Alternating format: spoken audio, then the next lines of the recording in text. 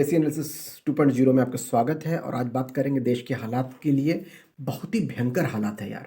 मतलब त्राही त्राही मचा हुआ, चारों तरफ मौत की खबरें आ रही हैं, किसी का कुछ किसी का कुछ। और मेरे जानने वाले में कई लोगों की मौत की खबर, दुखद खबर मुझे भी मिली है।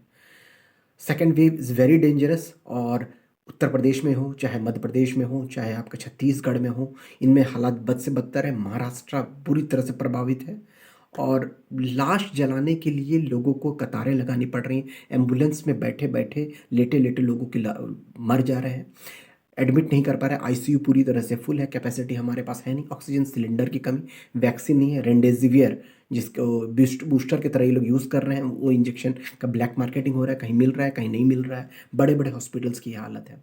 तो ये बद से बदतर हालत है। मैं ऐसी हालत में सिर्फ इतना ही कहना चाहूँगा कि सुरक्षित रहें, स्वस्थ रहें, ज़्यादा से ज़्यादा कोशिश करें कि देसी नुस्खों का आप इस्तेमाल करें, जैसे कि वेपर्स का। खूब सारे वेपर्स आप लीजिए, जब भी घर से बाहर गए, घर पे आए, वेपर्स आपने ले लिया। देसी नुस्खा जैसे बड़ी इलायची, छोटी इलायची, तुलसी, दालचीनी, उसको मिलाकर उसका अर्क पीने लगें।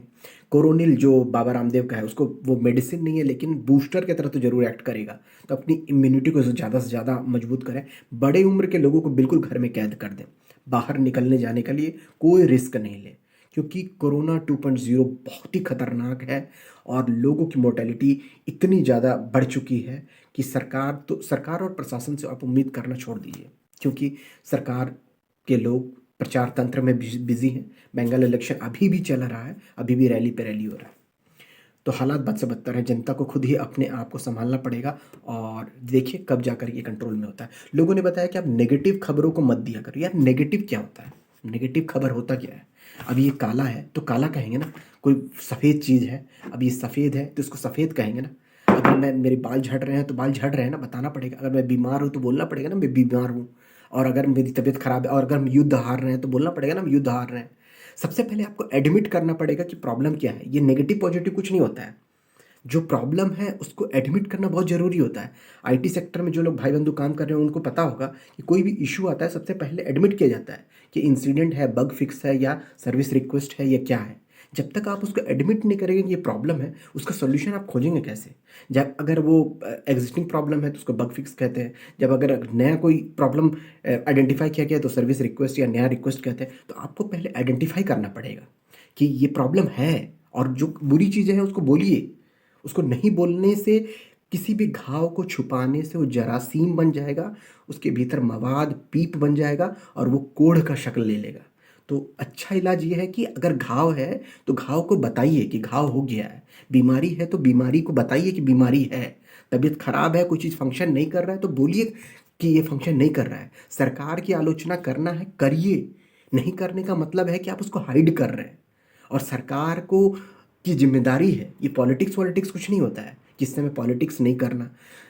सरकार पॉलिटिक्स का हिस्सा है और उसमें आपको बताना पड़ेगा कि आप काम नहीं कर रहे हैं, आप रैली कर रहे हैं। जब आपको इस ऑक्सीजन सिलेंडर की आपूर्ति का ध्यान देना चाहिए था, कोरोना के लिए ज़रूरी एक्शंस लेने थे, राज्यों के साथ समन्वय करना था। राज्य सिलेंडर मांग रहे हैं, वहाँ आप सप्लाई नहीं दे पा रहे हैं। आर्मी का यूज़ का डिमांड हो रहा है, वहाँ पर आप उनके लिए काम नहीं कर रहे हैं। बेड्स जो है आपको आपसे मांगा जा रहा है, आप वहाँ पर बिजी हैं। तो ये बोलना ज़रूरी है कि ये प्रॉब्लम है और प्रॉब्लम को आप एडमिट कीजिए। उसके बाद और कोई नेगेटिव नहीं, कोई नेगेटिविटी नहीं होता है। नेगेटिविटी ना फैलाने का मतलब है कि चुप रहो, सब कुछ चुप रहो और सब कुछ शांत रहो। ये इससे काम नहीं चलेगा। बोलिए, बोलना ज़रूरी है, बोलना फर्स्ट स्टेप है। एडमिट करना ज़रूरी है कि ये प्रॉब्लम है, इस प्रॉब्लम को एग्जिस्ट कर रहे हैं, सब बोलेंगे तब जाके लोग इस बात को समझेंगे कि इस प्रॉब्लम को सॉल्व करना है। लोगों ने कहा कि अब वोट किसको दें।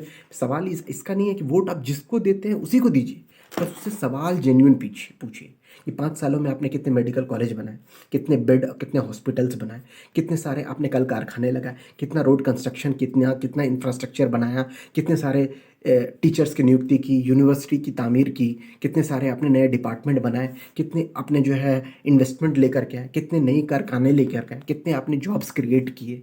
तो जेन्युइन सवाल हैं तो जिसको वोट देते हैं उसी को दीजिए, लेकिन ये सवाल ये सब पूछिए।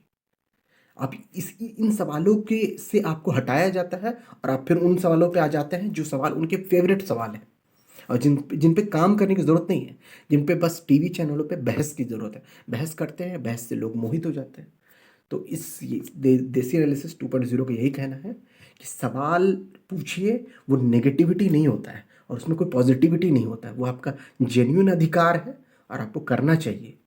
सरकारों से ही सवाल पूछिएगा, आप अपने पड़ोसी से नहीं पूछिएगा कि सरकारी हॉस्पिटल में सुविधाएं क्यों नहीं है, और मतलब किसी और से नहीं पूछ सकते। मिलेंगे दोबारा किसी और टॉपिक के साथ। आज सरकाज़म नहीं है, सरकाज़म का वक्त भी नहीं है। स्वस्थ रहें, सुरक्षित रहें, बड़े बूढ़ों को अपने घर के बचाएं, उनको बाहर निकलने से रोकें।